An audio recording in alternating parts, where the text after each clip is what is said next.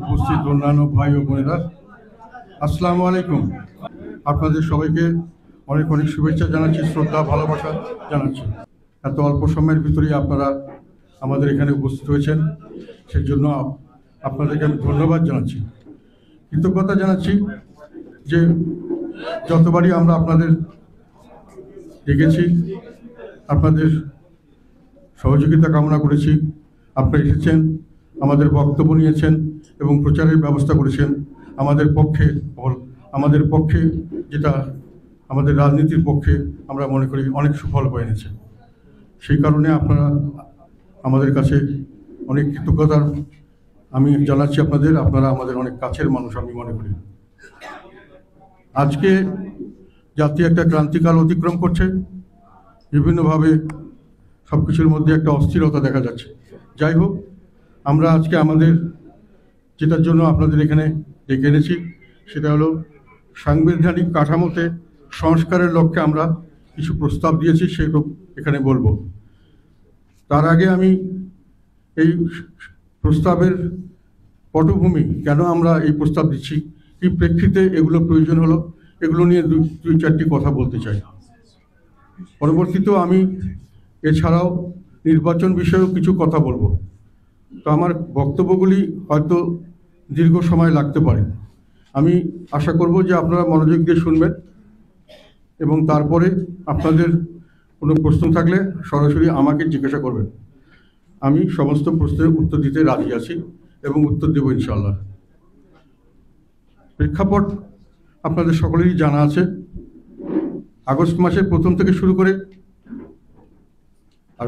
জুলাই মাসের প্রথম থেকে শুরু করে আগস্ট মাসের প্রথম সপ্তাহ পর্যন্ত বাংলাদেশে একটা বড় ধরনের আন্দোলন হয়েছে, যেটাকে আমরা বিপ্লব হিসাবে অনেকে চিহ্নিত করেছি। বাংলাদেশে জনগণের মধ্যে 70-71-এর পরে মুক্তিযুদ্ধের এবং স্বাধীনতা যুদ্ধের প্রারম্ভে যেরকম একটা সার্বিক জাতীয় ঐক্য সৃষ্টি হয়েছিল, আমি মনে করি এর পরবর্তীতে এই 2024-এর জুলাইয়ের আন্দোলনের সময় আস্তে আস্তে সেই ধরনের একটি জাতীয় ঐক্য সৃষ্টি হয়েছিল এবং সেই জাতীয় ঐক্যে সৃষ্টি হয়েছিল একটি ডাকে। সেটা হলো, প্রথমে যেটা খুব ক্ষুদ্র একটি বিষয় ছিল, আস্তে আস্তে এটা ডানা বেঁধে সারা দেশের মানুষের মধ্যে ছড়িয়ে পড়ে।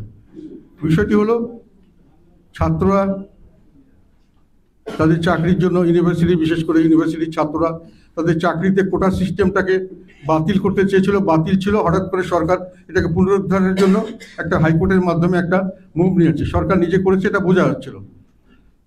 এটাতে ছাত্ররা বিক্ষুব্ধ হয়ে সেই কোটা পদ্ধতি আবার বাতিলের দাবি করেছিল। এই দাবিটা খুব যৌক্তিক দাবি ছিল, শান্তিপূর্ণভাবে তারা এই দাবিটা করেছিল, তাদের যুক্তি ছিল। এগুলোর পক্ষে আমরাও কথা বলেছিলাম, পার্লামেন্টে অনেকেই কথা বলেছে অনেক জায়গায়। কিন্তু সরকার এটাকে মেনে না নিয়ে বিভিন্নভাবে নির্যাতনমূলক ব্যবস্থা করে, নিপীড়নের ব্যবস্থা করে, তাদের উপর অত্যাচার করে এটাকে দমিয়ে দেওয়ার চেষ্টা করা হয়েছে।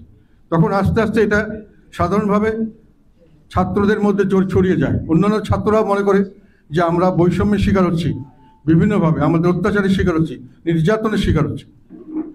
যখন সরকার এটাকে আরও বেশি করে চাপ সৃষ্টি করলো, তখন জনগণের মধ্যেই এই জিনিসটা এই মতামতটা আসলো, এই ধরনের ভাবনা আসলো যে আমরাও তো নিপীড়িত, নির্যাতিত, আমরা বিভিন্নভাবে অধিকার বঞ্চিত, বিভিন্নভাবে আমাদেরকে বৈষম্যের শিকার করা হচ্ছে। আমরা এই বৈষম্যের বিরুদ্ধে অবস্থান নিব এবং বৈষম্যের বিরুদ্ধে তারা একজোট হলো। এটা বাঙালির একটা বিশেষ বৈশিষ্ট্য। এখানে আমি বলতে চাই, বাঙালিরা আমার মনে হয় সহস্র বছর ধরে এই বৈষম্যের বিরুদ্ধে সংগ্রাম করছে এবং বৈশিষ্ট্য হলো এই সংগ্রামে তারা সর্বাত্মকভাবে নেমে পড়ে এবং যে কোনো ত্যাগ স্বীকার করতে প্রস্তুত থাকে, ত্যাগ স্বীকার করে এবং এটা অর্জন না করা পর্যন্ত তারা এটাকে ধরে রাখে। এটা বাঙালির একটা বৈশিষ্ট্য আমি ব্যক্তিগতভাবে মনে করি এবং এটা ব্রিটিশ আমলে অনেকবার হয়েছে এবং পাকিস্তান আন্দোলনেও বাঙালির যে ঐক্যবদ্ধ হয়েছিল সেটারও মূল চেতনা ছিল আমরা বৈষম্যের শিকার হচ্ছি, আমরা বৈষম্য থেকে মুক্তি চাই। এক পর্যায়ে এসে বাঙালি জাতির মধ্যে একটা ধারণা হলো বৈষম্য মুক্ত করার জন্য আমাদেরকে পাকিস্তান থেকে ছুটে আসতে হবে, আমাদের নিজের একটি দেশ করতে হবে, যে দেশটি হবে গণপ্রজাতন্ত্রী, প্রজাদের দেশ, এবং সেই প্রজাদের দেশে আমরা নিজেরাই নিজেদের দেশ শাসন করব। আমাদের কথা মতো দেশ চলবে, আমাদের নির্বাচিত করবো আমরা যে প্রতিনিধিদের, তারা আমাদের কথা মতো দেশ চালাবেন এবং পরবর্তীতে বৈষম্যমুক্ত একটি দেশ হবে, একটি সমাজ হবে। এই আন্দোলনের এই কারণেই স্বাধীনতা যুদ্ধ হয়েছিল, এই জন্যই মুক্তি সংগ্রাম হয়েছিল। মুক্তিটা ছিল বৈষম্যের বিরুদ্ধে মুক্তি। পরবর্তীকালে আওয়ামী লীগ আমলে এসে মানুষের অনুভব করতে থাকলো যে আমাদের সেই যে বৈষম্য মুক্তির আন্দোলন, এটা আবার ব্যর্থ হলো এবং আওয়ামী লীগ সরকার আবার নতুন করে বৈষম্য সৃষ্টি করলো, নিজেদের ভিতরে একটা কোটারি সৃষ্টি করে সারা দেশকে বিভক্ত করে, সারা দেশকে লুণ্ঠন করা, সারা দেশের মানুষের অত্যাচার নিপীড়ন চাপিয়ে দেওয়া হলো। এবং এর বিরুদ্ধে বাঙালি তখন এই যিনি আন্দোলনটাকে সেই পর্যায়ে বাঙালিরা মনে করলো যে আমরা সবাই মিলে বৈষম্য মুক্ত একটি দেশ করতে চাই। এবং সেখানে যেহেতু এই বর্তমান সরকার, তৎকালীন সরকার যে ছিল, তারা আমাদেরকে বৈষম্য করছেন এবং বৈষম্যের বিরুদ্ধে দাঁড়াতে দিচ্ছেন না, আমাদের নির্যাতন করছে, নিপীড়ন করছে, বিভিন্নভাবে অত্যাচারিত করছেন, আমরা এর প্রতিবাদ চাই। শেষ পর্যন্ত সে এক দফায় দাঁড়ালো, সেটা হলো আমরা যখন ৭১ যেটা স্বাধীনতা সংগ্রাম ছিল, এটা হলো শেখ হাসিনার থেকে আমরা মুক্তি চাই, শেখ হাসিনার আমরা পদত্যাগ চাই, পতন চাই। পতন চেয়েছিল কেন মানুষ? বৈষম্য থেকে মুক্তির জন্য। সেই বৈষম্য থেকে মুক্তির জন্য যারা এই আন্দোলনে অংশগ্রহণ করেছিলেন, তারা কি চেয়েছিলেন? আমরা আন্দোলনে অংশগ্রহণ করেছি, আমাদের ছেলে মারা গেছে, আমাদের মানুষই তখন তারা কারাগারে বন্দী হয়েছে, মামলা হয়েছে। আমরা কি চেয়েছিলাম? সাধারণ মানুষ কি চেয়েছিল? আমরা চেয়েছিলাম যে আমাদের দেশের মালিকানা আমাদের কাছে চাই। সেটা কিভাবে? যে আমরা আমাদের প্রতিনিধি নির্বাচন করবো, একটি সুষ্ঠু, অবাধ এবং অন্তর্ভুক্তিমূলক নির্বাচন চাই, যেখানে জনগণের ইচ্ছার অভিপ্রায় নির্বাচনের মাধ্যমে হবে এবং যেভাবে আমরা একটি সরকার গঠন করবো, আমাদের সরকার। পরবর্তীতে প্রশ্ন আসে যে এই সরকার, আমাদের সরকার তো আমরা আগেও পেয়েছি, আমাদের সরকার বিপুলভাবে ভোট দিয়ে আমরা আগেও পেয়েছি, কিন্তু সেই সরকার তো আমাদেরকে আমাদের শাসন তো দিতে পারেনি, সেই সরকার তো আমাদেরকে বৈষম্য থেকে মুক্তি দিতে পারেনি। কাজে আমাদের সেই ধরনের শাসন ব্যবস্থা দরকার, যেখানে আমাদের সরকার আমাদের কথা মতো চলবে, আমাদের কাছে জবাব দিতে হবে, এবং যেটাকে বলা হয়, এবং তার মাধ্যমে দেশে সুশাসন এবং সর্বোত্তকভাবে একটা বৈষম্য মুক্ত সমাজ গঠন করা হবে। কাজে আমরা চেয়েছিলাম একটি ভালো নির্বাচন, তার পরবর্তীতে আমরা চেয়েছিলাম একটি ভালো শাসন ব্যবস্থা। এটা কেন আসছে আমি একটু ঐতিহাসিক প্রেক্ষাপটটা বলতে চাই, কেননা আমরা ইতিহাসকে অনেক সময় ভুলে যাই, সময়ের আবর্তে অনেক কিছু আমাদের মনে থাকে না। আমরা সুষ্ঠু নির্বাচন পেয়েছিলাম 2001 সালের নির্বাচনে, 8ম সংসদ নির্বাচন, সেখানে অত্যন্ত সুষ্ঠু নির্বাচন হয়েছে। আমি সেই নির্বাচনে ছিলাম, আমার দল ছিল, আমরা ইন্ডিপেন্ডেন্ট ছিলাম, আওয়ামী লীগ ছিল, বিএনপি জামাত তারা ছিলেন। বিএনপি সেখানে 193 ভোট পেয়েছিল এককভাবে, মহিলা সিট ছাড়াই, এবং অন্যান্য দল মিলে তারা, আওয়ামী লীগ পেয়েছিল 63 or 65। ব্যাপক জনসমর্থন নিয়ে 4 দলীয় জোট সরকার গঠন করেছিল 2001 সালে, এবং জনগণ সেই ভোটটার সম্পর্কে, শুধু আওয়ামী লীগ বলেছিল ভোট ভালো হয়নি, সারা দেশের মানুষ বলেছিল ভোট ঠিক হয়েছে, ইন্টারন্যাশনাল কমিটি বলেছিল ভোট ঠিক হয়েছে, ভোট পারফেক্ট হয়েছে, অবাধ, সুষ্ঠু এবং অংশগ্রহণমূলক নির্বাচন হয়েছে। ফলশ্রুতিতে আমরা যে সরকার পেয়েছি, তার মধ্যে অনেক ভালো ভালো মন্ত্রী ছিলেন, এখনও যারা আছেন, অনেক ত্যাগী নেতা, দেশপ্রেমিক নেতা ছিলেন, সৎ নেতা ছিলেন। কিন্তু সত্যিকার অর্থে আমরা সেই সরকার থেকে যেটা পেয়েছি সেটা হলো পর 4 বছর, 5 বছরের মধ্যে ট্রান্সপারেন্সি ইন্টারন্যাশনালের রেটিংয়ে বাংলাদেশ দুর্নীতিতে বিশ্বের সর্বোচ্চ পর্যায়ে ছিল। 4 বছর। তারপরে দলীয়করণ হয়েছিল, পুলিশে দলীয়করণ হয়েছে, অ্যাডমিনিস্ট্রেশনে দলীয়করণ হয়েছে, এবং দলীয়করণ হয়েছে ইউনিভার্সিটিগুলোতে, হাটে বাজারে, ঢাকা, সব জায়গায়, সমস্ত প্রফেশনাল বডিতে দলীয়করণ করা হয়েছিল। এটা বাস্তবতা। দলীয় লোক ছাড়া কোনোখানে কোনো কিছু পাওয়া যেত না, এবং ব্যাপকভাবে তখন কিন্তু দলীয়করণের প্রভাব সারাক্ষণ হয়েছে। টেন্ডার নিয়ে গোলাগুলি, সেখানে সাধারণ মানুষ মারা গেছে বিভিন্নভাবে। সরকারের মন্ত্রীরা কিন্তু ভালো ছিলেন, আমি খারাপ বলবো না, দেশপ্রেমিক। সিস্টেম ছিল এমন যে এক ব্যক্তির সকল ক্ষমতা, এবং এই ক্ষমতা অপব্যবহৃত। এটা কথাই আছে, লর্ড একটনের কথা, power tends to corrupt, absolute power corrupts absolutely. আমি চাই বা না চাই করাপশন, এবং সেখানে গণতান্ত্রিক প্রক্রিয়া চালু থাকা সম্ভব নয়। সবচেয়ে পরে যেটা হলো সেটা হলো, তারপরে আসলো র্যাব গঠন করে, সর্বপ্রথম সেই আমলেই এক্সট্রা জুডিশিয়াল কিলিং, বিচার বহির্ভূত হত্যাকাণ্ডের সূচনা হয়েছিল। বিচার বহির্ভূত হত্যাকাণ্ড, এবং সেখানে নাটক, যে ক্রস ফায়ারের মাধ্যমে এই নাটক তখন থেকে শুরু করা হয়েছে। এবং তার পরবর্তীতে যেহেতু 2/3 মেজরিটি ছিল, সংবিধানকে সংশোধন করে তত্ত্বাবধায়ক সরকারে নেওয়ার জন্য 65 বছর প্রধান বিচারপতির বয়স সীমা রিটায়ারমেন্টকে 67 করা হয়েছিল। ফলে প্রধান বিচারপতি সেখানে যাবেন, এটা নিয়ে সন্দেহ হলো যে দলীয়করণ করা হচ্ছে তত্ত্বাবধায়ক সরকার ব্যবস্থাকেও সংবিধানকে সংশোধন করে।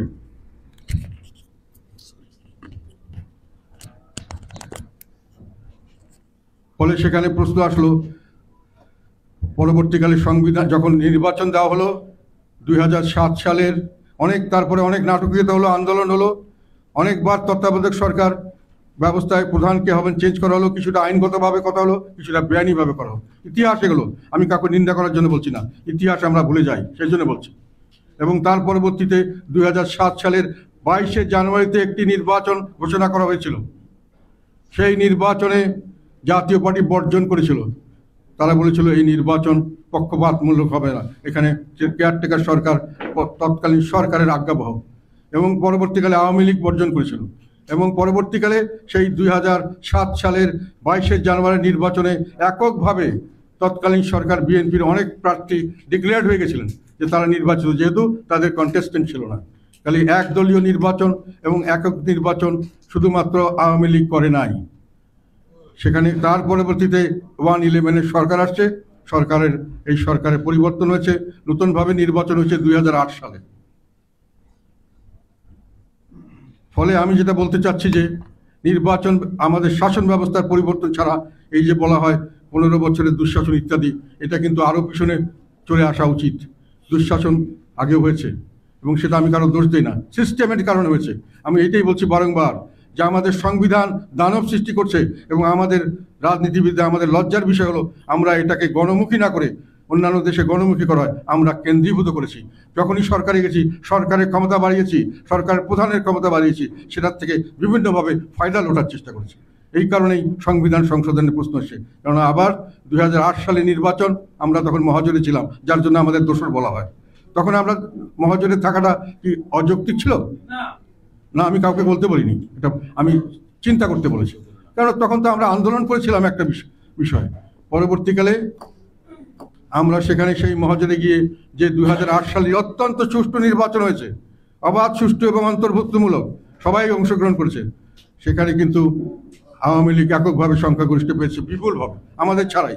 আমরাও কিন্তু 27টা বা সব শুধু মিলে 27টা 300 আসন পেয়েছিলাম। বিএনপি পেয়েছিল 29টা আসন, আমাদের কাছাকাছি ছিল। একেবারে অবাধ সুষ্ঠু নির্বাচন।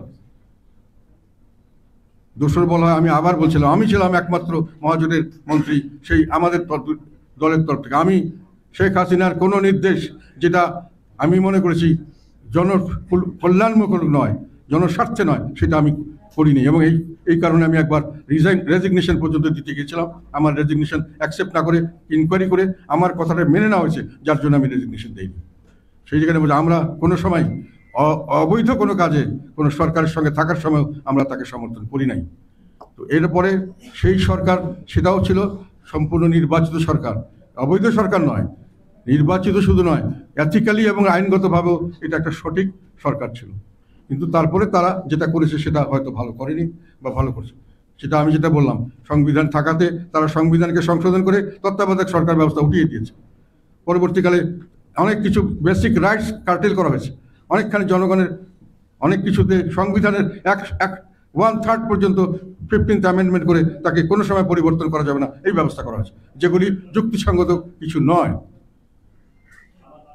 ফলে যেখানে প্রশ্ন আসলো, সেই কারণেই প্রশ্ন এসেছে যে আমরা শুধু একটি সুষ্ঠু নির্বাচন নিয়েই সন্তুষ্ট থাকলে চলবে না, আমাদের একটি সাংগঠনিক কাঠামো, আমাদের একটি সাংবিধানিক কাঠামোতে একটি সংস্কার করতে হবে, যার মাধ্যমে আমাদের গভর্নিং সিস্টেম, শাসন পদ্ধতিতে কিছু পরিবর্তন হয়। সেই প্রেক্ষিতেই আমরা এই প্রস্তাবগুলো দিচ্ছি। আমরা কি কি ডিফেক্টস আছে বলে আমরা মনে করছি, সেগুলো আমরা দিচ্ছি। এবং পরবর্তীতে এটা দেওয়ার পরে আমি আমাদের নির্বাচন ব্যবস্থা সম্পর্কেও কিছু কথা বলতে চাই। আমাদের এখানে আমরা যেটা সবচেয়ে বড় ডিফেক্ট দেখেছি, সেটা হলো আমাদের শাসন ব্যবস্থায় এক ব্যক্তির হাতে, শুধু এক্সিকিউটিভ প্রধান যিনি প্রধানমন্ত্রী, তার হাতে শুধু এক্সিকিউটিভ নয়, তার হাতে পার্লামেন্টকে 100% তার নিয়ন্ত্রণে রাখার ব্যবস্থা করা হয়েছে। পার্লামেন্টে 70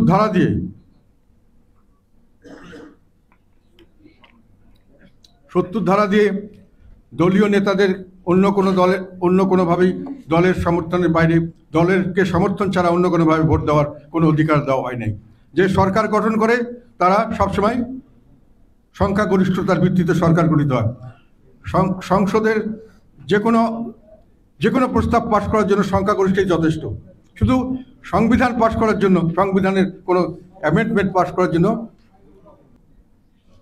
সংবিধানের কোনো কিছু পাশ করার জন্য 2/3 মেজরিটি লাগে। আমাদের এই দুটো নির্বাচনের কথা বললাম, অষ্টম এবং নবম সংশোধন, এই সংবিধান, এখানে কিন্তু 2/3 মেজরিটি ছিল। খালি 2/3 মেজরিটি থাকলে একটি সরকারের পার্লামেন্টের যে কোনো প্রস্তাব যে কোনো সময় এবং সংবিধানের যে কোনো প্রস্তাব যে কোনো সময় পাশ করিয়ে নেওয়া সম্ভব। তাহলে পার্লামেন্ট কি হলো? পার্লামেন্ট একটা রাবার স্ট্যাম্প পার্লামেন্ট। প্রধানমন্ত্রী যেটা ইচ্ছা করবে সেটাই পার্লামেন্টে আসবে এবং সেটাই পাশ করবে। কিন্তু পার্লামেন্টারি পদ্ধতির শাসন ব্যবস্থায় পার্লামেন্ট হওয়ার কথা সকল কর্মকাণ্ডের কেন্দ্রীভূত, ওয়েস্টমিনস্টার টাইপ। এটা কেন আমরা গ্রহণ করেছিলাম? যেহেতু এটা পৃথিবীতে বলা হয় সবচেয়ে ভালো ডেমোক্রেটিক সিস্টেম, এবং এই সিস্টেমটাতে গণতন্ত্র যতভাবে চর্চা করা যায় অন্য কোনো সিস্টেমে গণতন্ত্র সেভাবে চর্চা করা যায় না। কাজেই এখানে উইনস্টন চার্চিল একবার ব্রিটিশের পার্লামেন্ট সম্পর্কে বলেছিলেন যে এই পার্লামেন্টে শুধু মহিলাকে পুরুষ এবং পুরুষকে মহিলা ছাড়া সব কিছু করা যায়। কিন্তু আমরা কি করেছি? পার্লামেন্টে কিছুই করা যায় না। কেন করেছি? যে আমরা মনে করেছি যে পার্লামেন্টে যদি আমরা বেশি ছাড় দেই তাহলে সরকারের স্থায়িত্ব থাকে না। যে কোনো সময় ব্রিটিশ পার্লামেন্টের মতো সরকারি দলের লোকরাই তার বিরুদ্ধে ভোট দিয়ে কোনো বিল পাস করতে দেবে না। আবার নো কনফিডেন্স আনলে সরকারি দলই লোকরাই তাকে নো কনফিডেন্সে ফেল করে দিতে পারে যে কোনো সময়। তা সরকারের স্থায়িত্ব থাকে না, সরকারের কোনো কর্মকাণ্ডের স্বাধীনতা থাকে না। ফলে আমাদের সিস্টেম করা হচ্ছে এরকমভাবে যে আমরা সরকারকে নির্বিঘ্নে চালাতে দেব। কিন্তু এটা করতে গিয়ে পার্লামেন্টারি সিস্টেমের যেটা মূল স্পিরিট, যে পার্মানেন্ট সকল কাণ্ডের কেন্দ্রবিন্দু হবে, সেটাকে আমরা ধ্বংস করে দিয়েছি। সেই জন্য আমি একটা প্রস্তাব দিয়েছি, যেটা পৃথিবীর অনেক জায়গায় অনেক কিছু সিস্টেম আছে। পাকিস্তানে একটা সিস্টেম আছে, অনেক জায়গায় কিছু কিছু ফ্লেক্সিবিলিটি দেওয়া হয়েছে। পাকিস্তানে বলা হচ্ছে বাজেট পাসের সময়, নো কনফিডেন্সের সময় তারা সাপোর্ট দিতে হবে। আমি মনে করি এটা সঠিক হয়নি। ইন্ডিয়াতে একটা প্রস্তাব আছে, আমি এখানে এটা দিয়েছি। ইন্ডিয়ার পার্লামেন্টে, ইন্ডিয়ার সংবিধানে একটা ব্যবস্থা আছে এখানে, যেটা আমি এখানে দিয়েছি। সেটা হলো, আমার কাছে আছে, দশম তফসিল বোধ না, 10th শিডিউল 10-এর 3 প্যারাগ্রাফে বলা আছে যে কোনো দল, সরকারি দল হোক যে দলের হোক, যদি 1/3 মেম্বার স্প্লিট হয়ে যায়, আমরা যদি মনে করি 1/3 যে একসাথে হয়ে গেলাম এবং তারপরে আমরা যে কোনো দিকে ভোট দেব, কমপক্ষে 1/3 হতে হবে। তাতে করে হর্স ট্রেডিং, মানে পয়সা দিয়ে কিনে নিবে আমাদের পার্লামেন্টে, যেটা আমরা ভয় করি যে আমাদের লোকের ফাইন্যান্সিয়াল বা অন্যান্য লোভ লালসা ব্রিটিশের চেয়ে বেশি, আমাদের স্ট্যান্ডার্ড অফ এথিক্স কম, ফলে আমরা সেখানে যেতে পারি না, আমরা হট করে পয়সায় বিক্রি হয়ে যায়। ইন্ডিয়া তো সেটা আছে, পাকিস্তানে আছে, অনেক দেশে আছে। ফলে এটাকে রেস্ট্রিকশন করলে 1/3 যদি হতে হয় তাহলে আমি একদিকে দিতে পারবো। এটাতে করে কিন্তু পার্লামেন্ট ফ্লেক্সিবল থাকবে। At the same time horse trading সহজ হবে না, কারণ 1/3 না হলে আমি যদি কোনো একটা লোককে একটা বিলের পক্ষে ভোট দিতে চাই, তাহলে একজনকে আনলে হবে না, একসঙ্গে দলের 30 জন থাকলে 10 জনকে কিনতে হবে। এবং সরকারি দলের এগেইনস্টে যদি নো কনফিডেন্স আনতে চাই 151 যদি হয়, তাহলে তাকে কমসে কম তার থেকে আমার ওই 1/3 মানে 51 জন লোককে আমার ছুটি আনতে হবে, হুইচ ইজ ডিফিকাল্ট। এটা ইন্ডিয়াতে কাজ করছে, এই জন্য আমি এটা সাপোর্ট করেছি, এটার জন্য আমি প্রস্তাব দিয়েছি।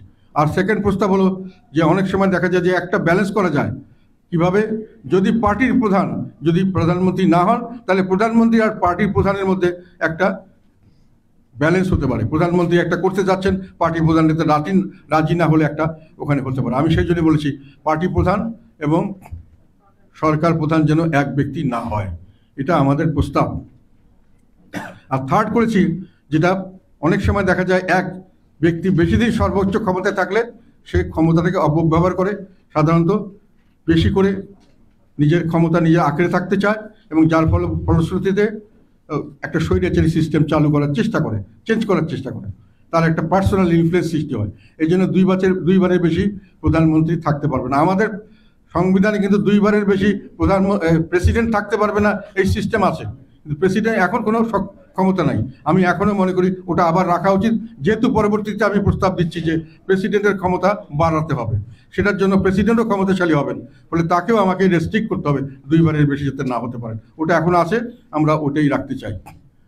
আর একটা, এই পার্লামেন্টকে ব্যালেন্স করছে বলছে আমরা স্থিতিশীল করতে গিয়ে পার্লামেন্টকে এমনভাবে স্থিতিশীল করেছি যে ওনার যে পার্লামেন্টের মানে পায়ের ভিতর দিয়ে শিকড় গজিয়ে গেছে, ও আর হাঁটাচলা করতে পারছে না, অগ্রসর হতে পারছে না, দেশ অগ্রসর হতে পারবে না। আমরা এর থেকে কিছুটা ছুটিয়ে দিলাম, মানুষে পার্লামেন্টকে ওয়ার্কেবল হবে এবং ফাংশনাল হবে, পার্লামেন্টের কাছে জবাব দিতে থাকবে এবং পার্লামেন্টের কাছে জবাব দিয়ে থেকে প্রধানমন্ত্রীকে যে কোনো জিনিস যে কোনো সময় করিয়ে নিতে পারবেন না। পার্লামেন্টের লোকরা, তার দলের লোকরাই এটার বিরোধিতা করতে পারবেন যদি একত্রিত হতে পারেন, অন্যান্য দলে তো পারবেন না। আর একটা যেখানে আমরা বলেছি সেটা হলো যে দুইবারে বেশি হতে পারবে না, একটা হলো, আর থার্ড হলো 70 অনুচ্ছেদ। এরপরে যেটা নিয়ে আমি কথা বলেছি এখানে সেটা হলো 15th অ্যামেন্ডমেন্ট। আমি যেটা আগেই বললাম, আমাদের পঞ্চদশ সংশোধনী করে কেয়ারটেকার সরকারকে আমরা কেয়ারটেকার সরকার ব্যবস্থাকে বাতিল করা হয়েছে। আমি মনে করি যেটা, এবং তার পরবর্তীতে 7A এবং 7B, 7-এর ক এবং 7-এর খ, এই দুটোকে ইন্ট্রোডিউস করা হয়েছে। এই দুটো হলো, একটা হলো 7-এর ক হলো যে আমাদের যে কোনো ধরনের কোনো কিছু করতে গেলে, সরকার পরিবর্তনের জন্য সাংবিধানিকভাবে অন্য কিছু করতে গেলে দেশদ্রোহিতা হিসেবে কঠোর শাস্তির ব্যবস্থা। এটা আমি মনে করি আমাদের বর্তমান পরিস্থিতিতে এরকম ধরনের পরিবর্তন হওয়ার সম্ভাবনা থাকে, কাজে এটাকে এই রিজিট করার দরকার ছিল না, এটা রিজিট করাটা ঠিক হয়নি, এটা বাতিল করা উচিত। আর 7-এর ক্ষয় হলো আমাদের যতগুলি অর্ধেকের 1/3 মতো সংবিধানের আর্টিকেল বলা হচ্ছে, এগুলোকে কোনো সময় চেঞ্জ করা যাবে না। এটা অত্যন্ত অযৌক্তিক। একটা বর্তমান পার্লামেন্ট ভবিষ্যতের পার্লামেন্টকে কোনো কিছু রেস্ট্রিক্ট করতে পারে না, পার্লামেন্টের হাত পা বেঁধে দিতে পারে না, এটা গ্রহণযোগ্য নয়। আজকে আমি পার্লামেন্টে আছি, কালকে আমার আগামী প্রজন্ম একটা পরিবর্তন চাইতে পারে, তাকে সেই সুযোগ দিতে হবে। কাজে এইটা বাতিল করলে এটাও বাতিল হয়ে যাবে। আর একটা করা হয়েছিল যে মানুষের যে ফ্রিডম অফ অ্যাসেম্বলি, একসঙ্গে অ্যাসেম্বলি করার বিষয়ে কিছু কন্ডিশন দেওয়া হয়েছিল 38 ধারা অনুযায়ী। আমরা মনে করি পঞ্চদশ সংশোধনী বাতিল হলে এটাও বাতিল হয়ে যাবে। ফলে এটাও আমরা চাচ্ছি যে এটা বাতিল করার জন্য আমরা কোর্টে একটা কেস হয়েছে, আমরা খুবই আশাবাদী এবং কোর্টে এটা কেস করলে এটা বাতিল হবে, কারণ এখানে দুটো ডিফেক্টস আছে। এইটার মধ্যে দুটো ডিফেক্ট, একটা যেটা বললাম একটু আগে, যে ভবিষ্যৎ কাজকর্মকে বেঁধে দেওয়া পার্লামেন্টকে, এটা কোনো পার্লামেন্টের ফাংশন হতে পারে না, এটা যুক্তিসঙ্গত নয়। আর 2 নম্বর হলো, তখন প্রভিশন ছিল যে গণভোট ছাড়া কোনো পার্লামেন্টের কোনো কিছু সংবিধান সংশোধন করা সম্ভব নয়, কিন্তু এনারা কোনো গণভোটের ব্যবস্থা করেননি, গণভোট ছাড়া এটা করা হয়েছে, ফলে এটা টেকনিক্যালি মিস্টেক। সো এটার জন্য চ্যালেঞ্জ হলে এটা বাতিল হওয়ার সম্ভাবনা আছে। তাহলে তত্ত্বাবধায়ক ব্যবস্থা আবার পুনরায় চালু হবে এবং এই যে অন্যগুলি 7-এর ক এবং 7-এর বাতিল হবে এবং 38-এ যে রেস্ট্রিকটিভ অ্যাসেম্বলি করার জন্য সরকারের পারমিশন লাগবে, অনেক ধরনের রেস্ট্রিকশন কন্ডিশন আছে, অনেক কিছু হতে পারবে না, এগুলোতে একটা বাধা সৃষ্টি হবে। মানুষের অ্যাসেম্বলির স্বাধীনতা, সভা সমাবেশ করার স্বাধীনতা, এটা আরও পুনরুদ্ধার হবে। তো আমরা এটা বাতিল চাই, তত্ত্বাবধায়ক সরকারের পুনরুদ্ধার চাই। এখন আমি আসি প্রেসিডেন্টের সঙ্গে যে ভাগাভাগি, পাওয়ার শেয়ারিং। প্রেসিডেন্টের সঙ্গে পাওয়ার শেয়ারিং করার জন্য সবচেয়ে যেটা বড় প্রয়োজন সেটা হলো, প্রেসিডেন্ট এখন বর্তমানে যেটা আছে যে তারা সিম্পল মেজরিটি ভোটে প্রেসিডেন্ট নির্বাচিত হন এবং 2/3 মেজরিটিতে বাতিল হয়ে যান। এখন 2/3 মেজরিটি থাকার কারণে প্রেসিডেন্টকে যদি থাকে, তাহলে প্রেসিডেন্টকে নির্বাচিত করা, প্রেসিডেন্টকে বের করে দেওয়া, দুটোই প্রধানমন্ত্রীর হাতে থাকে। সেই ব্যক্তি যাকে প্রধানমন্ত্রী যে নির্বাচিত করেন, যে কোনো সময় বের করে দিতে পারেন, সেই ব্যক্তি কোনোদিনই প্রধানমন্ত্রীর নির্দেশের বাইরে, তার ইচ্ছার বাইরে কিছু করতে পারবেন না। তার একেবারে বাড়ির মানে পারপাস সার্ভ করার জন্যই তাকে রাখা হয়েছে, এরকমই মনে হবে। বর্তমান প্রেসিডেন্টের অবস্থা এরকম। এবং এটার উদাহরণ আমি আরেকটা দিই।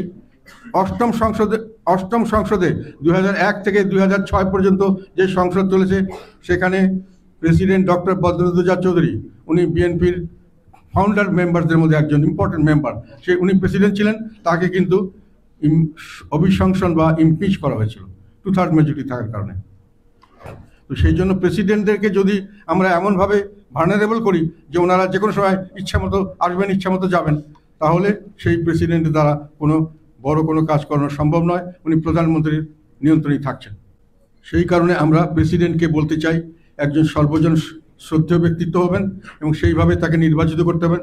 এটা একটু আমি মনে করি, এটা একটু আমার কাছে কি বলবো, উচ্চাভিলাষী বলে হয়েছে, কিন্তু এটা একটা সলিউশন বলে আমি মনে করছি।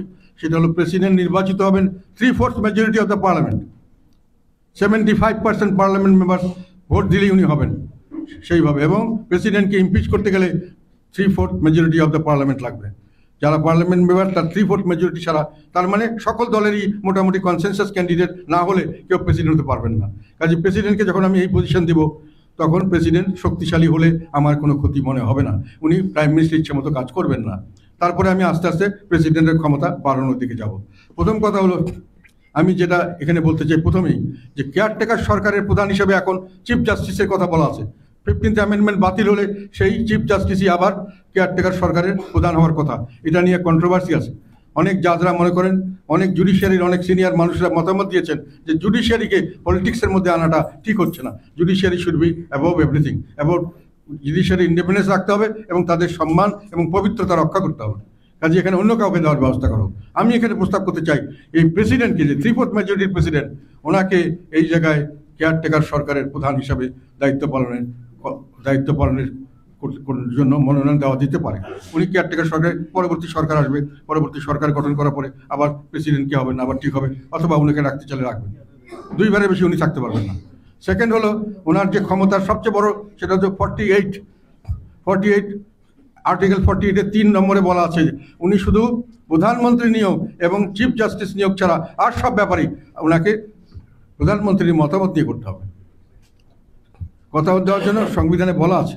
এবং যেহেতু এখনকার বর্তমান পরিস্থিতিতে উনি যা বলবেন তাই করতে হবে, কাজে এর মাধ্যমে কিন্তু প্রধানমন্ত্রী হাইকোর্টকেও উনি কন্ট্রোল করতে পারেন, জুডিশিয়ারিকে, অন্যান্য কনস্টিটিউশনাল বডি সবগুলোকে প্রধানমন্ত্রী কন্ট্রোলে আনা যায়। যেহেতু প্রেসিডেন্টের মাধ্যমে যেগুলো দেওয়া হচ্ছে, প্রেসিডেন্ট ওনার সঙ্গে কথা ছাড়া হাইকোর্টের কোনো জাজ নিয়োগ করতে পারবেন না, চিফ জাস্টিস নিয়োগ করতে পারবেন না, উনি কোনো দুর্নীতি দমন কমিশনের কাউকে নিয়োগ করতে পারবেন না, উনি কোনো নির্বাচন কমিশনার নিয়োগ করতে পারবেন না, সব করতে হবে প্রধানমন্ত্রীর নির্দেশে। এবং সেই কারণেই প্রেসিডেন্টকে এইটা থেকে ছুটানোর জন্য 48(3)কে আমি একটা সংশোধনী প্রস্তাব দিয়েছি। সেখানে বলছি প্রধানমন্ত্রীর নির্বাচন পরে উনি দিবেন স্বাভাবিক মেজরিটি পার্টি, আর চিফ জাস্টিসকে উনি দিবেন ইন্ডিপেন্ডেন্টলি, আর বাকিগুলোকেও উনি দেওয়ার জন্য সংবিধানে আমাদের সেইভাবে ব্যবস্থা রাখতে হবে এবং সেই ব্যবস্থাটা প্রধানমন্ত্রীকে বাদ দিয়ে করতে হবে অন্যভাবে, সেটা আমরা প্রস্তাব করেছি। কাজেই ওইটার জন্য আমি মনে করি ওই সংশোধনীটি অত্যন্ত জরুরি, যে আমরা তখন আমাকে প্রেসিডেন্টকে ওইভাবে শক্তিশালী করার জন্য ব্যবস্থা নিতে হবে এবং সেইভাবে শক্তিশালী করার জন্য প্রথম কথা হলো ওনারকে ফ্রি করে দেওয়া হয়। তারপরে আমরা প্রস্তাব করেছি যে নির্বাচন কমিশনার নিয়োগ করবেন উনি, একটি সার্চ কমিটি গঠন করবেন প্রেসিডেন্ট নিজে, তার মধ্যে কিন্তু 1/3 মেম্বার্স বিরোধী দল থেকে নিতে হবে, সেই সার্চ কমিটি নির্বাচন কমিশন করবেন, এটা আমাদের প্রস্তাব। তারপর আমরা বলছি যে ওই হাইকোর্টের চিফ জাস্টিস থেকে শুরু করে অন্যান্য সব ব্যাপারে উনি ওই একটা কমিটি করা হবে, সেই কমিটি আমরা প্রস্তাব করেছি এখানে। সেই কমিটির মাধ্যমে চিফ জাস্টিস না, উচ্চ আদালত না, ওইটা পরে। আমি বলছি যে অন্যান্য যেগুলো কনস্টিটিউশনাল বডি আছে সেখানে আমরা একটা প্রস্তাব করেছি, একটা কমিটি। সেই কমিটিতে বলা আছে যে কে কে থাকবেন। আমাদের প্রস্তাব যে ওনারা একটা রিকমেন্ডেশন দেবেন, উনি ওইসব কমিটিতে উনি নিয়োগ দেবেন। আর একটা কিছু করার জন্য বলা হয়েছে, সেটা হলো এটা জুডিশিয়ারি আছে। আর হ্যাঁ, এরপরে আমি আসি জুডিশিয়ারিতে এখন পর্যন্ত কথা হলো যে জুডিশিয়ারির দুটো, একটা হলো সাবঅর্ডিনেট কোর্ট, একটা হলো ওই তোমার সুপ্রিম কোর্ট। এখন সাবঅর্ডিনেট কোর্ট 109 ধারাতে বলা আছে যে এটা সম্পূর্ণভাবে চিফ জাস্টিসের কন্ট্রোলে থাকবে, মানে সুপ্রিম কোর্টের অধীনে থাকবে। আবার 116-তে বলা আছে এর ট্রান্সফার সাবঅর্ডিনেট কোর্ট, যেটা লোয়ার কোর্ট, সব কিছু চিফ জাস্টিসের প্রেসিডেন্টের কন্ট্রোলে থাকবেন। এদের সমস্ত ম্যাজিস্ট্রেট যারা লোয়ার জুডিশিয়ারি তাদের ট্রান্সফার, প্রমোশন, তাদের সব কিছু করবেন প্রেসিডেন্ট আবার এখন বলা আছে যে প্রাইম মিনিস্টার পারমিশন ছাড়া পারবেন না। তার মানে সরাসরি প্রাইম মিনিস্টারের ল মিনিস্ট্রি এখন এগুলো দেখাশোনা করে। Lower court is completely controlled by the prime minister. তারা কোথায় কে যাবে, কোথায় কে পোস্টিং দেবে, কে কোথায় কি দিয়ে, কে কোথায় রায় দেবে, এগুলো ওনারা ঠিক করে দেন অনেক সময়। সেটা থেকে ছুটানোর জন্য আমি বলেছি যে এটাকেও জুডিশিয়ারিকে সেপারেট করতে হবে। 22 অনুচ্ছেদে বলা আসে জুডিশিয়ারি মাস্ট বি সেপারেট। সেখানে 109কে রাখতে হবে, 116কে বাতিল করে দেন। এবং 109কে আপনি বলেন যে ওটার শুধু লোয়ার কোর্টটা নয়, লোয়ার কোর্টের জন্য একটা সেক্রেটারিয়েট করতে হবে সুপ্রিম কোর্টে, তার আন্ডারে, এবং তার ভিতরে যে হাইকোর্টের যে ভিশন সেটা অলরেডি করছেন তারা, সেটাও তারা করবেন। কোর্ট সম্পূর্ণ সেপারেট হবে from the control of the executive. Prime মিনিস্টারের কন্ট্রোল থেকে চলে আসবে, প্রেসিডেন্টের কন্ট্রোলে থাকবে না, এটা চিফ জাস্টিসের কন্ট্রোলে থাকবে। প্রেসিডেন্ট শুধু ফর্মালি রিকমেন্ড করবেন। এখন আরেকটা জিনিস হলো, আমরা প্রপোজ করেছি যেটা 16th অ্যামেন্ডমেন্ট বাতিল হয়েছে এখন কোর্টের অর্ডারে। 16th অ্যামেন্ডমেন্টে কিন্তু একটা ডেঞ্জারাস জিনিস ছিল, সেটা হলো প্রাইম মিনিস্টার মানে নিয়ম ছিল যে 2/3 মেজরিটি হলে যে কোনো জাজকে বের করে দেওয়া যাবে পার্লামেন্টে। এখন প্রাইম মিনিস্টার 2/3 মেজরিটি ছিলেন, উনি যে কোনো লোককে যে কোনো সময় বের করে দিতে পারতেন। জুডিশিয়ারিতে উনি অ্যাপয়েন্টমেন্টও উনি দিচ্ছেন through the prime minister, through the president, এবং উনি বেরও করে দিচ্ছেন উনি। এই কন্ট্রোলটা ওনার হাতে থাকলে জুডিশিয়ারির কোনো ইন্ডিপেন্ডেন্স কখনোই থাকতো না। প্রাইম মিনিস্টার যেমন সংসদকে কন্ট্রোল করতেন, 100% জুডিশিয়ারিকে কন্ট্রোল করতেন। কাজে 3টা মেইন ব্রাঞ্চই সম্পূর্ণ ওনার কন্ট্রোলে, এবং অন্যান্য সাবঅর্ডিনেট যেগুলো আছে সাংবিধানিক প্রতিষ্ঠান, ওগুলোতে উনি অ্যাপয়েন্টমেন্ট দিতেন, উনি বের করে দিতেন। ওটারও নিয়ম ছিল যে ওরা ওই 2/3 মেজরিটিতে বের করে দাও।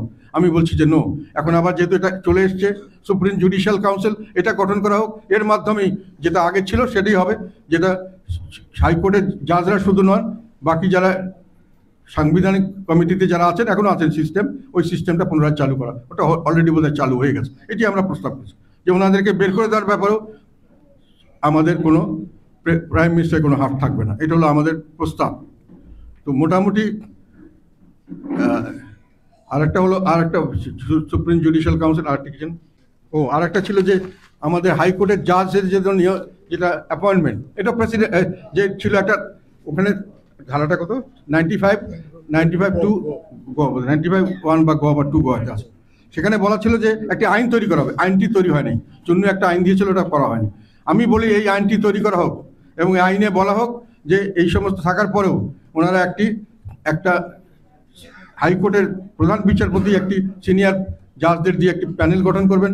তারা সেইখানে প্যানেলে তাদেরকে হাইকোর্টে উপযুক্ত বলে মনে করবেন, তাদেরকেই শুধু অ্যাপয়েন্টমেন্ট দেওয়ার জন্য প্রায় চিফ জাস্টিসের কাছে সুপারিশ দেবেন। চিফ জাস্টিসের থেকে বেসে যাকে অ্যাপয়েন্টমেন্ট দিতে চায় তাকে ফাইনাল করে প্রেসিডেন্টের সিগনেচার জন্য পাঠাবেন। অর্থাৎ এখানে প্রাইম মিনিস্টারের কোনো হাত থাকবে না। Chief justice will decide who will become এবং through a committee will suggest. উনি এককভাবে করতে পারবেন না।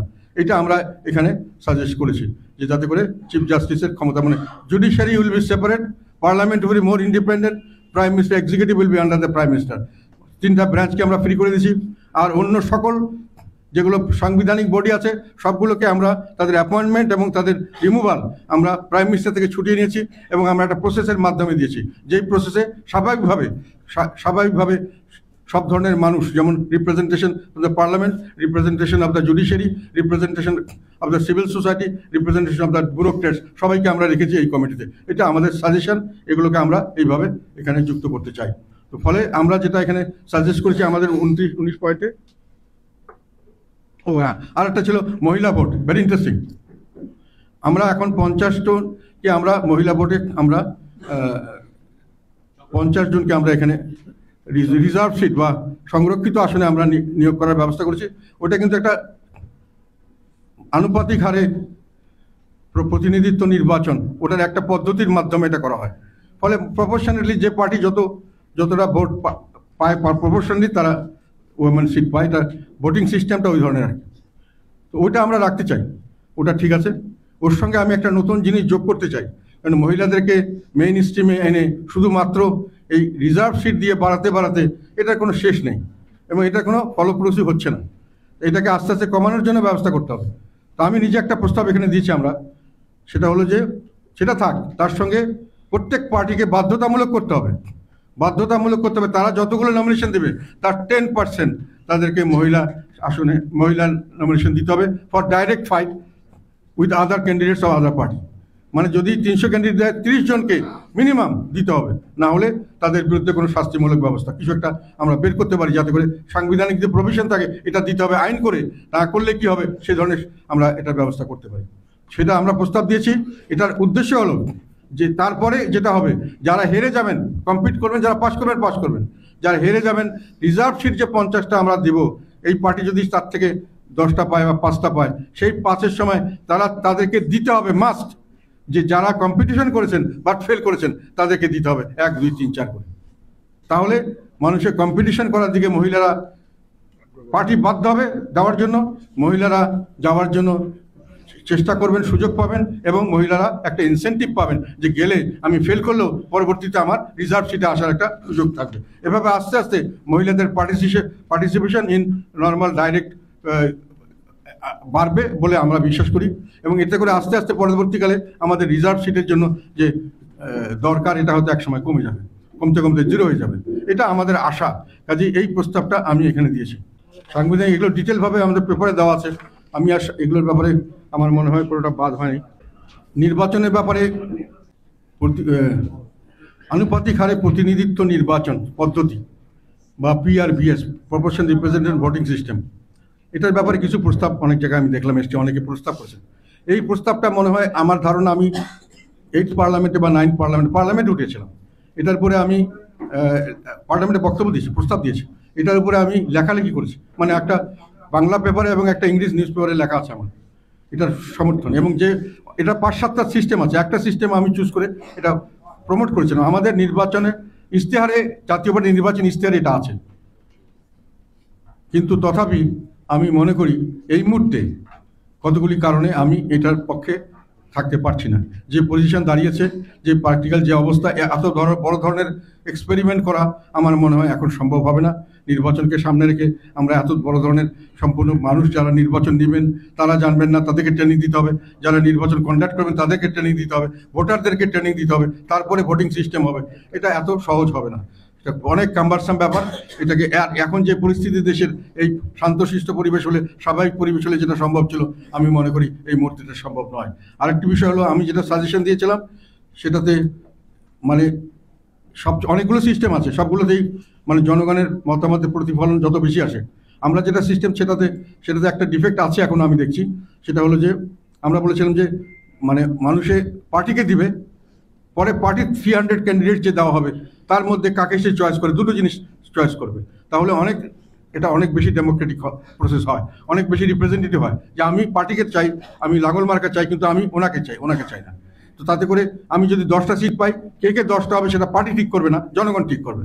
কিন্তু এখানে আমাদের দেশে বেশিরভাগ মানুষ লেখাপড়া জানে না, অনেক মানুষই জানে না, বলে তাদেরকে আমি প্রত্যেকটা 300 নাম থেকে খুঁজে বের করা কঠিন হতে পারে। তো এগুলো বিষয়ে আমি মনে করি পরবর্তীতে আরও ব্যাপার একটু ভালো করে বুঝে শুনে এগুলো দেওয়া উচিত। কাজে ওই সিস্টেমে আমরা যেতে চাচ্ছি না, এবং আমি মনে করি এই মুহূর্তে এই সিস্টেম চিন্তা করার ঠিক হবে না। আর সেকেন্ড কথা হলো, নির্বাচন, ভালো নির্বাচন বলতে কি বোঝায়, যেটাতে জনগণের রায়ের প্রকৃত প্রতিফলন হয়। আমি এটা নিয়ে লেখালেখি করেছি, অনেক বক্তব্য দিয়েছি আমি, এবং অনেকের সাথে আলাপ করেছি। এটা হলো অবাধ, সুষ্ঠু, নিরপেক্ষ পরিবেশে অন্তর্ভুক্তিমূলক নির্বাচন। অবাধ, সুষ্ঠু, নিরপেক্ষ অন্তর্ভুক্তিমূলক নির্বাচন ছাড়া সেই নির্বাচন জনগণের রায় প্রতিফলিত হয় না। আইনগতভাবে কিন্তু ঠিক হয়, আইনগতভাবে আমি যেটা বলেছিলাম 8ম সংসদ, এটা আইনগতভাবে ঠিক ছিল, আদারওয়াইজ সেখানে অবাধ, সুষ্ঠু, নিরপেক্ষ অন্তর্ভুক্তিমূলক হয়েছিল। 9ম সংসদ, যেটা আওয়ামী লীগ 2008 থেকে 2014 পর্যন্ত, সেটাও আইনগতভাবে ঠিক ছিল, এথিক্যালিও ঠিক ছিল, কারণ এটা অবাধ, সুষ্ঠু, নিরপেক্ষ এবং অন্তর্ভুক্তিমূলক নির্বাচন হয়েছিল। 2014 নির্বাচন অবাধ হয়নি, সুষ্ঠু হয়নি, অন্তর্ভুক্তিমূলক হয়নি, কাজেই কিন্তু আইনগতভাবে ঠিক ছিল। কারণ আমাদের দেশে ইলেকশন রুলসে 3 লক্ষ যদি আমার ভোটার হয়, 30,000ও যদি ভোট দেয়, তার মধ্যে যে হায়েস্ট হবে সেই নির্বাচিত হবে। এবং কেউ যদি নির্বাচনে অংশগ্রহণ না করে, একজন ক্যান্ডিডেট পাশ করে, সেটাও গ্রহণযোগ্য হবে। কাজে এটা আমাদের আইনগতভাবে এখানে কোনো ব্যত্যয় নেই, এগুলো বেআইনি নয়, আইনে হয়তো ঠিক আছে, কিন্তু এটা এথিক্যালি কারেক্ট না আমরা বলি। কেন?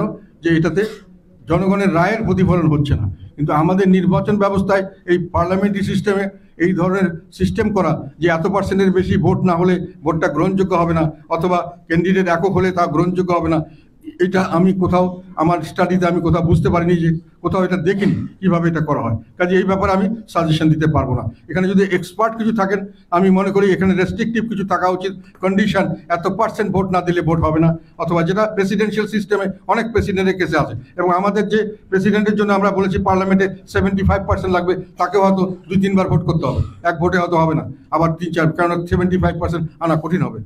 সম্ভব হয় বলে খুব ভালো, কিন্তু সেই জন্যই বলছি যে ওইরকম সিস্টেম প্রেসিডেন্সি সিস্টেমে হয়, এরকম পার্লামেন্টারি সিস্টেম আমার কোথাও জানা নেই। থাকলে আমি খুশি হতাম, থাকা উচিত ছিল। সেই জন্য 2014 নির্বাচন বৈধ হয়েছে আইনগতভাবে, 2018 নির্বাচন পার্টিসিপেশন হয়েছে, অবাধ সুষ্ঠু হয়নি, কিন্তু এটাও এথিক্যালি কারেক্ট না, লিগালি কারেক্ট। 2024 নির্বাচন পার্টিসিপেটরি হয় নাই, অবাধ সুষ্ঠু হয়নি, এথিক্যালিও কারেক্ট না, লিগালি কারেক্ট, এথিক্যালি কারেক্ট না। তাহলে আমরা কি দেখছি? এথিক্যালি কারেক্ট হতে গেলে কয়েকটা জিনিস দেখতে হবে: অবাধ, সুষ্ঠু, নিরপেক্ষ নির্বাচন এবং অন্তর্ভুক্তিমূলক নির্বাচন। সকলে participate, any citizen will be allowed to participate in 2 places.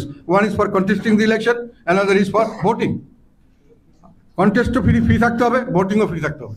তখনই শুধু আমি বলতে পারি যেটা proper reflection of the citizens of the country. Any citizen, anybody who is a citizen of the country should be allowed to vote, and any citizen who is a citizen should be allowed to contest the election.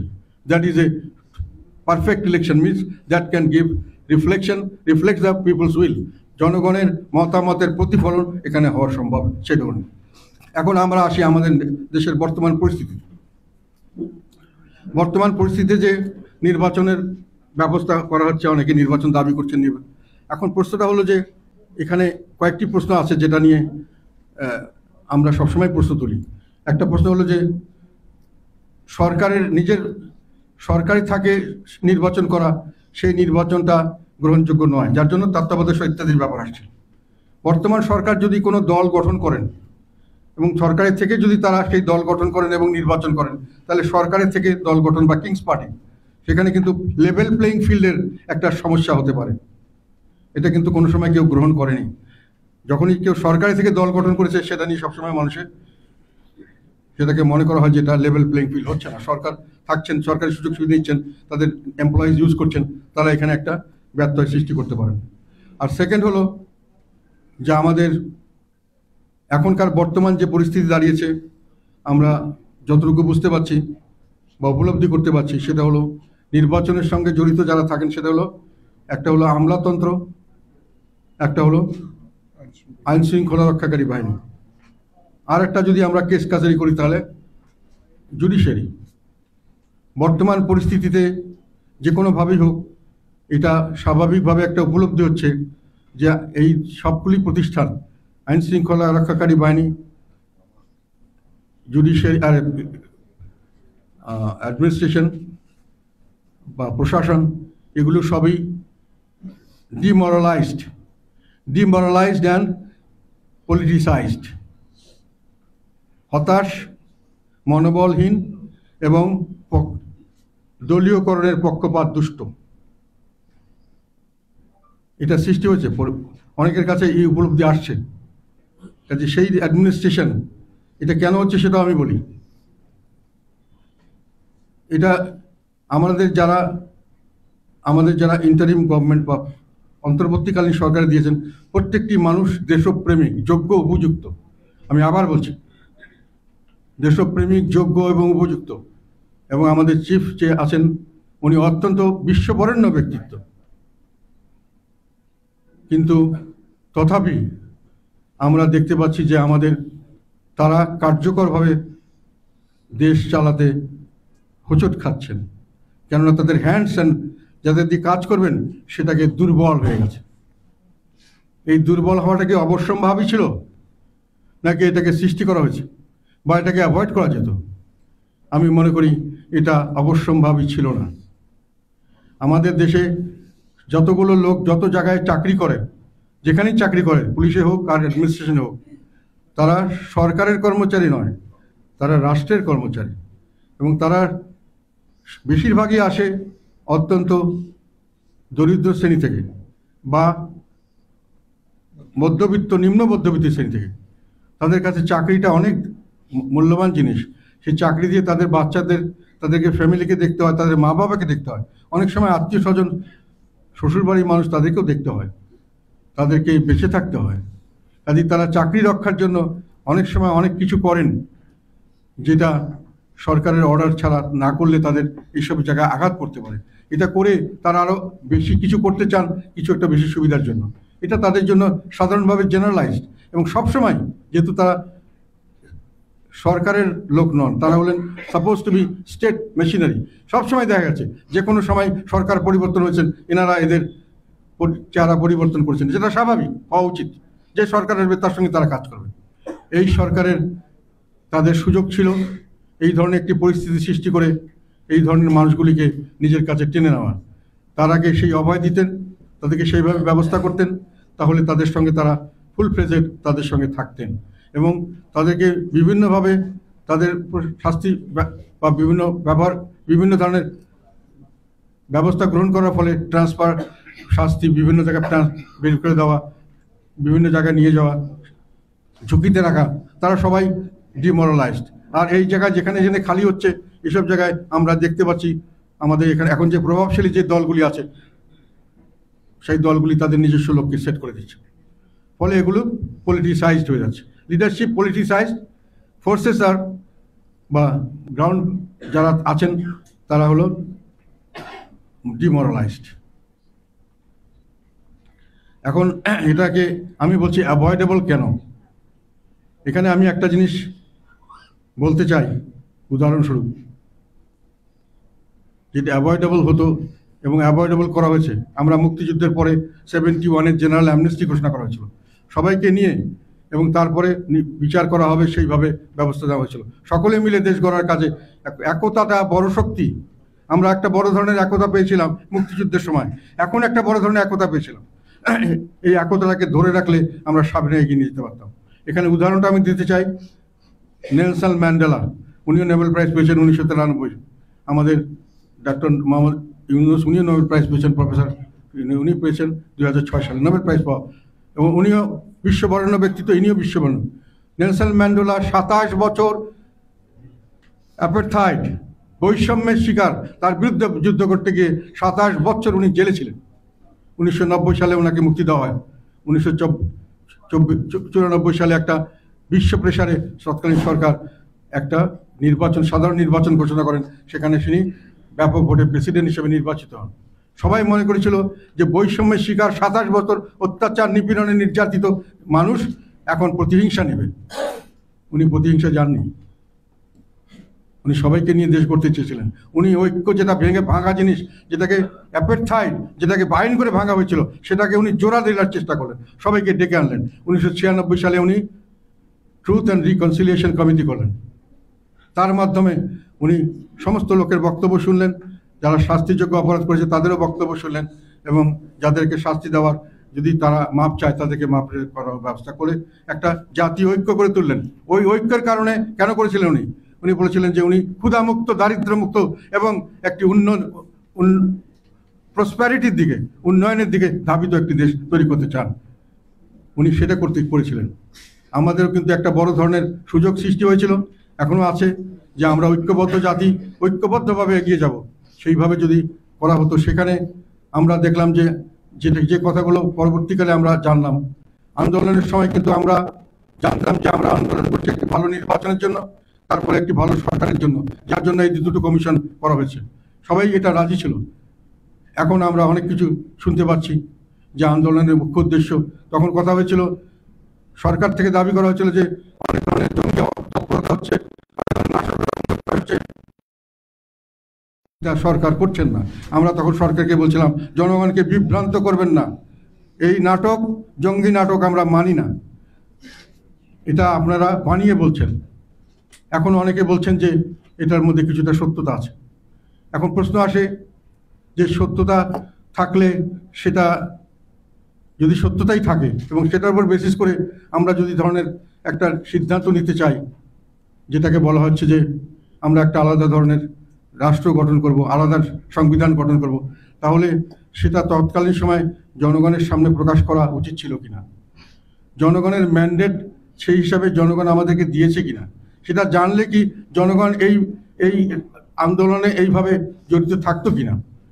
যদি আমার সংশয় হয়, যদি এরকম না থাকতো, এরকম যদি সংশয় করার কারণ থাকে, তাহলে এখন এটাকে আমি জনগণের ম্যান্ডেট হিসাবে কি ধরতে পারি?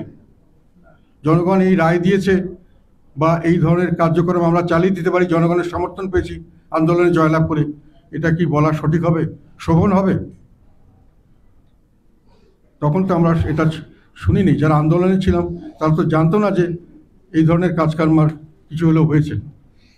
এখন এই সময় কাজে এইটার প্রশ্ন আসে যে এগুলো প্রশ্নের, আমি মনে করি যে এগুলো মানুষের মনে যাচ্ছে এখন। আর সবচেয়ে বড় কথা, আমি ইউনিটিকে যে জয় করতে পারি, আমি কখনোই প্রতিহিংসা দিয়ে সেটা করতে পারি না। সবসময় নেলসন ম্যান্ডেলা বলছেন ভালোবাসা দেব, বন্ধুত্ব দেব। আমি ভালোবাসা পাবো, বন্ধুত্ব পাবো, আমি দেশকে এগিয়ে নিয়ে যাবো সকলে মিলে, আমি একতা পাবো। আর আমরা করছি যে আমরা ঘৃণা ছড়াচ্ছি, এ খারাপ, ও খারাপ, সে খারাপ, এই জন্য দোষক।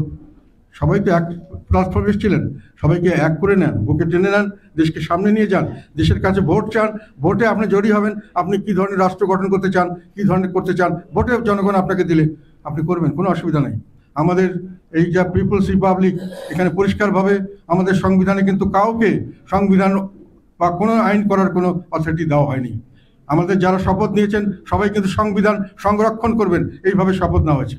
আমরাও নিয়েছিলাম মন্ত্রী হিসাবে, শুধু এমপিদেরকে সংরক্ষণ করার কথা বলা নেই। এমপিরা ছাড়া এটা কেউ অ্যাপ্রুভ করতে পারবে না। যেখানে যে কোনো সংবিধান সংশোধন করেন, যা কিছু করেন, পরবর্তীকালে এটা একটা, যেহেতু এটা পিপলস রিপাবলিক, এখানে জনগণের ভোটে নির্বাচিত কোনো আইনসভা বা কোনো পার্লামেন্ট বা কিছু ছাড়া আপনি এটাকে অ্যাপ্রুভাল দিতে পারবেন না। আপনি যতই কোর্টের ভার্ডিক্ট নেন, আমার ধারণা যেই নিক, যতই জনমত হানা ভোট করেন, যতই জনমত নেন, লাভ হবে না। মার্শাল ল করার পরেও পার্লামেন্টে এসে এটাকে পাস করতে হয়েছে। সবসময় পার্লামেন্টে এসে পাস করতে হবে এবং সেই জন্য ম্যান্ডেট চাইতে হবে। পার্লামেন্টে আসেন, আপনি নতুনভাবে সংবিধান করতে চান, যা করতে চান পাস করতে পারেন, কিন্তু জনগণকে সম্পূর্ণভাবে অবহিত করেই আপনাদের এইসব পদক্ষেপ নেওয়ার কথা। না নিলে জনগণ তখন থাকতো না। এই সংশয় যদি আপনি না নিয়ে থাকেন, এটা কি শোভন? জনগণের কাছে গোপন করে কোনো কিছু কি অর্জন করা উচিত? জনগণের দেশ, জনগণ চাইলে সেটা আপনি 100 বার পারবেন। কাজে এই প্রশ্নটা আমি এই জন্যই বললাম যে নির্বাচন ব্যবস্থা নিয়ে যেটা প্রশ্ন এসছে, এখন সামনের দিকে নির্বাচন যখন হবে, যদি নির্বাচন অন্তর্ভুক্তিমূলক না হয়, সব দল পার্টিসিপেট না করে, তাহলে এটা আইনগতভাবে বৈধ হতে পারে, কিন্তু সেই একই জিনিস হবে। এবং সেটা যদি দলীয় প্রভাবমুক্ত না হতে পারে, তাহলে আওয়ামী লীগের আমলে যে নির্বাচন হয়েছে সেই নির্বাচন তো আবার হবে। এবং সেই নির্বাচনকে আমরা আইনগতভাবে যতই বৈধ বলি, এটা কি সত্যিকার অর্থে গ্রহণযোগ্য নির্বাচন হিসেবে আমাদের কাছে, জনগণের কাছে বা বিশ্ববাসীর কাছে গ্রহণ করা সেইভাবে ধরা হবে? যদি না ধরা হয় কি হবে? তাহলে কি দেশ এইভাবেই চলবে? এবং যাদেরকে আপনি বাদ দিয়ে রাখতে চাচ্ছেন, অনেকে বলছে ঐক্যের ডাক দিচ্ছেন। ঐক্যের ডাক আমরা 100 বার, ঐক্যের জন্যই আমরা সবকিছু করতে চাই, দেশবাসীকে সবাইকে নিয়ে আমরা এগিয়ে যেতে চাই। এখন ঐক্য নিয়ে যদি আপনি বলেন যারা আন্দোলনে অংশগ্রহণ করেছে তাদেরই শুধু ঐক্য, তাহলে আপনি ঠিক করছেন কে আন্দোলনে অংশগ্রহণ করেছে, কে করেনি, আপনি ঠিক করছেন নিজের ইচ্ছা মতো। তাহলে আপনার ঐক্য তো হলো আসলে অনৈক্যের ডাক। এটা তো ঐক্যের ডাক নয়, এটা তো অনৈক্যের ডাক। আপনি দেশের একটা অংশকে অনৈক্য করছেন, এটা করে কি দেশে শান্তি আসবে? আপনি বিশাল, আমি আগে এবার বলেছিলাম, যখন আমি একটা আর্টিকেল লিখেছিলাম যে বিএনপি এবং আওয়ামী লীগ, এবং আমি এটা সংসদে বক্তব্য দিয়েছিলাম, পরবর্তীকালে আর্টিকেল লিখেছিলাম, প্রথম আলোতে এসছে, সানে এসেছিল, যে কোনো একটিকে 2014 নির্বাচনে পরে যে কোনো একটিকে দলকে বাদ দিয়ে নির্বাচন হলে সেটা অন্তর্ভুক্তিমূলক নির্বাচন হবে না। এবং অন্তর্ভুক্তিমূলক নির্বাচন না হলে খালি মাঠে গোল দিয়ে যে জয়, সেই বিজয়ের কোনো গৌরব নেই, সেই বিজয়ের কোনো সুফল আসে না। সেই বিজয় সবসময় দেশে একটা বড় ধরনের একটা অস্থিরতা এবং একটা বড় ধরনের সমস্যা সবসময় আমরা জিয়ে রাখবো। এই সমস্যা আবার যে কোনো সময় এটার বিস্ফোরণ হতে পারে, দেশে বড় ধরনের একটা সমস্যা আবার ক্রিয়েট হতো। আমি বারংবার বলেছি, কোনো দলকে ব্যান করতে যেন না। ব্যান করলে তার যদি জনসমর্থন থাকে, তারা সরকারের বিরুদ্ধে সবসময় একটা ষড়যন্ত্রে লিপ্ত হবে, হয়তো তারা সরকারকে পতন করানোর চেষ্টা করতে পারে। সবসময় দেশে একটা অশান্ত পরিস্থিতি থাকবে। অশান্ত পরিস্থিতিতে কোনো লোক এখানে বিনিয়োগ করতে আসবে না, কোনো কিছু এখানে ডেভেলপ করতে পারবে না, কোনো মানুষ সামনে এগিয়ে নিয়ে যেতে পারবে না, সুখের শান্তিতে ঘর সংসার করতে পারবে না। এই পরিস্থিতি অ্যাভয়েড করার জন্য সকলকে ইনভলভ করা দরকার। এটি ছিল আমার আহ্বান। তখনও বলেছিলাম, আওয়ামী লীগ শোনেনি, আমি এখনও বলতে চাই, সকলকে নিয়ে একসঙ্গে আসুন, একসঙ্গে দেশ গড়ার কাজ করুন। আমরা সবাই সমর্থন, কেউ কোনো শক্তি কারো থাকবে না একে ষড়যন্ত্র করে একে নস্যাৎ করতে। যদি আমরা নিজেরা ঐক্যবদ্ধ থাকি, আমরা নিজেরা যদি দেশকে নিজের দেশ হিসেবে এগিয়ে নিয়ে যাওয়ার জন্য সংকল্পবদ্ধ হই, কেউ এখানে কেউ কিছু করতে পারবে না। এটা হলো আমার আর কি প্রশ্ন হলে বলো। আচ্ছা আমি এখন আমার মনে হয় মোটামুটি আমি যা বলার বলেছি। আর একটা কথা বলে শেষ করি, সেটা হলো আমাদের অ্যাডভোকেট সাইফুল ইসলাম আলিফ, ওনাকে কোর্টের মধ্যে হত্যা করা হয়েছে। এটা অত্যন্ত নিন্দনীয়। আমি ওনার আত্মার মাগফিরাত কামনা করছি। ওনার সংসপ্ত পরিবেশের উপর আমি একটা বিচার তো ডেফিনেটলি আমি চাই। আমরা আইনের শাসন চাই। আদালত প্রাঙ্গণ, পবিত্র প্রাঙ্গণে বিভিন্নভাবে আমরা কলুষিত করছি, এটা জাতির জন্য মঙ্গলজনক নয়, লজ্জাজনক মনে হয়, এবং এটাকে আমরা কোনো সময় সমর্থন করি না। এবং তার পরিবারজনের প্রতি আমার সহানুভূতি। আল্লাহ তাদেরকে শক্তি দেখ, আল্লাহ তাদেরকে রহম করুক, রক্ষা করুক, এটা আমার প্রার্থনা থাকবে। আমি এই আন্দোলনে যারা শহীদ হয়েছেন তাদের সকলের আত্মার প্রতি আমি মাগফিরাত কামনা করছি, এবং তাদের জন্য আল্লাহ কবুল করেন। যারা আহত হয়েছেন তাদের যেন সুচিকিৎসার ব্যবস্থা হয়, তা আমরা সবসময় দাবি করেছি। আমি কিন্তু সর্বপ্রথম আবু সাইদের বাসায় গিয়েছিলাম, অফিসিয়ালি তাদেরকে সমবেদনা জানিয়েছি, সেখানে কবর জিয়ারত করেছি, তাদেরকে সমর্থন জানিয়েছিলাম। তো আমি আশা করব ভবিষ্যতে আমরা দেশটাকে যেন সেই স্পিরিটে নিয়ে যেতে পারি, যে স্পিরিট নিয়ে আমাদের স্বাধীনতা যুদ্ধ হয়েছে, যে স্পিরিট নিয়ে আমাদের মুক্তিযুদ্ধ হয়েছে, বৈষম্যের বিরুদ্ধে যুদ্ধ, যে স্পিরিট নিয়ে 2024 সালে আমরা সকলে রাস্তায় নিয়েছিলাম বৈষম্যের বিরুদ্ধে, বৈষম্য মুক্ত একটি দেশ করার জন্য, যার জন্য একটি সুষ্ঠু নির্বাচন, একটি সুন্দর একটি সংবিধান, যে সংবিধানে গণতন্ত্র চর্চা হবে। এই সংবিধানে আমি আরেকটা কথা বলে এখানে শেষ করতে চাই। অনেকে অনেক কথা বলেন গণতন্ত্র পুনরুদ্ধার। আমার ধারণা মতে, এটা ব্যক্তিগত মত, বাংলাদেশে কোনো সময় গণতন্ত্র ছিল না। বাংলাদেশে কোনো সরকারের আমলে ভালো নির্বাচন হয়েছে, ভালো গণতন্ত্র হয়নি। গণতন্ত্র যদি মার্কিং করা হয় 1 থেকে 10-এর মধ্যে, আমি এটাকে 5 মার্ক দেবো না, আমি মনে করবো 1 থেকে 2 পেতে পারে। বাংলাদেশে কোনো এখন আমাদের গণতন্ত্র যদি করতে হয়, নতুনভাবে চিন্তা করতে হবে এবং সকলের সহযোগিতা লাগবে। আমি এই প্রস্তাবগুলো উত্থাপন করেছি, বিশেষ করে সংবিধানের প্রস্তাবগুলো। এগুলো আমরা তত্ত্বাবধায়ক সরকার যদি ওনারা চান, ওনার কাছে আমরা ইন্টারিম গভর্নমেন্ট, অন্তর্বর্তী সরকারের কাছে আমরা জমা দেব। আমাদের প্রতিনিধিকে ওনারা যদি চান দেখতে পারেন। আর আমরা এটা সাধারণভাবে, আমি সমস্ত সচেতন নাগরিক এবং সাধারণ নাগরিক এবং আমাদের রাজনৈতিক দলগুলির জন্য পেশ করেছি। সকলের মতামতের ভিত্তিতেই এগুলো শুধু গ্রহণ করা সম্ভব, এবং সকলের মতামত হবার জন্য আমি যুক্তি দিয়েছি। আপনারা বিবেচনা করবেন, ভবিষ্যতে যদি এটা মনে করেন কাজে লাগবে, এটাকে কাজে লাগবেন। এই হলো আমার আহ্বান। এখন আপনারা কোশ্চেন করতে পারেন, আমাকে কোশ্চেন করবেন, আমি অ্যান্সার করব ইনশাআল্লাহ। I understand your point. 2014 নির্বাচনে তখন কথা ছিল, আমরা তখন একসাথে সংসদে ছিলাম, এবং আমাদেরকে শেখ হাসিনা তখন প্রধানমন্ত্রী ছিলেন। উনি আমাদের সবাইকে আশ্বাস দিয়েছিলেন যে আমাদের দেশটা কেন ব্যতিক্রম হবে। ভারত, শ্রীলঙ্কা সব জায়গায় তত্ত্বাবধায়ক সরকারের ব্যবস্থা ছাড়াও, নেপাল সব জায়গায় করতে পারে, আমরা পারবো না কেন? আমরা চেষ্টা করি, দেখেন আপনারা কোঅপারেট করেন, আমরা একটা সুন্দর নির্বাচন ব্যবস্থা করব তত্ত্বাবধায়ক ব্যবস্থা ছাড়াও। আমরা মনে করেছিলাম যে সেটা উনি করবেন, কিন্তু 2014 সালে নির্বাচনে যখন ব্যবস্থা হলো, আমাদের নেতা আলহাজ হোসেন মোহাম্মদ এরশাদ বলেছিলেন যে আমরা নির্বাচন করব এই সরকারের অধীনে, ঠিক আছে, কিন্তু সব দলকে আনতে হবে। সব দল না আসলে আমরা এই নির্বাচনে যাওয়া ঝুঁকিপূর্ণ মনে করি, এবং উনি যেতে চাননি। যার ফলে আমি যাইনি, আমার সঙ্গে আমাদের 90% মানে 270 জন যায়নি, এবং তারপরে আমাদেরকে জোর করে ধরে ঈশ্বর সাহেবকে দিয়ে নির্বাচনে আনা হয়েছে। এটা হলো বাস্তবতা। আমরা গত 15 বছর না, যদি কেউ অপরাধ করে থাকে, আমরা আইনের শাসন চাই। আইনের শাসন অর্থ হলো যে দুষ্টের দমন এবং শিষ্টের পালন। যেই করবে, তবে বিচার করে করতে হবে, অবিচার করে নয়, হুইমসিক্যালি নয়। যেমন আমাদের সকলের নামেই মার্ডার মামলা দেওয়া হচ্ছে, বিচার করতে হবে। আপনি বললেই তো হবে না। সেই জন্য আমি বলছি আমরা আইনের শাসন চাই। সুশাসনের জন্য দুটো জিনিস দরকার, একটা হলো আইনের শাসন, একটা হলো ন্যায় বিচার ভিত্তিক সমাজ ব্যবস্থা। আমরা এটাই চাই, সুশাসন। এবং সেখানে যে যখন যেটাই করেছেন, যদি অপরাধ করে থাকেন তার বিচার আমরা চাই, কিন্তু অপরাধের বিচার করতে হবে এবং অপরাধ দেখে প্রমাণ করে বিচার করতে হবে, তারপরেই আমি মনে করি এটা গ্রহণযোগ্য হবে। অফকোর্স অফকোর্স আমরা যখন বিএনপিকে তারা বাদ দিয়ে নির্বাচন করতে চেয়েছে, আমরা বাধা দিয়েছি। যখন জামাতকে বাদ দিয়েছে কিছুদিন আগেও, এই আন্দোলনের সময় জামাতকে যখন বাদ দেওয়ার জন্য কথা বলেছে, আমি বলেছিলাম যে বাদ দেওয়ার এখতিয়ার কোনো সরকারকে কেউ দেয়নি। তাদেরকে ইলেকশনে আসবেন, ওনারা ইলেকশনে যদি পাস না করতে পারেন, ফেল করেন, জনগণ তাকে বাদ দেবে। এইটা এখতিয়ার জনগণের, এটা এখতিয়ার কোনো সরকারের নেই। আপনারা শুধু যারা সন্ত্রাসী বলে, যারা দেশদ্রোহী এবং যারা যেটাকে বলা হয় এক্সট্রিমিস্ট রাজনীতি, যেটা নাশকতার রাজনীতি করে, তাদের ছাড়া আপনি কাউকে ব্যান করতে পারেন না। এটা আমি তখনই বলেছিলাম। আমি জামাতের কারণ সময় তুমি চেক করে দেখতে পারো, জামাতের আওয়ামী লীগের আমলে এটার বিরুদ্ধে আমি বলেছিলাম, জামাতকে সমর্থন করে, যে জামাতের কে ব্যান করা আওয়ামী লীগের পক্ষে সঠিক হচ্ছে না। এটা যা, এবং আমি সংসদে এটা বলেছি যে এগুলো ব্যান করলে আলটিমেটলি দেশে একটা অরাজকর পরিস্থিতির সৃষ্টি হবে, দেশ কোনো সময় স্টেবল হবে না, দেশের স্বাভাবিকতা থাকবে না, দেশ অচল অবস্থা সৃষ্টি হতে পারে আর সামনের দিকে।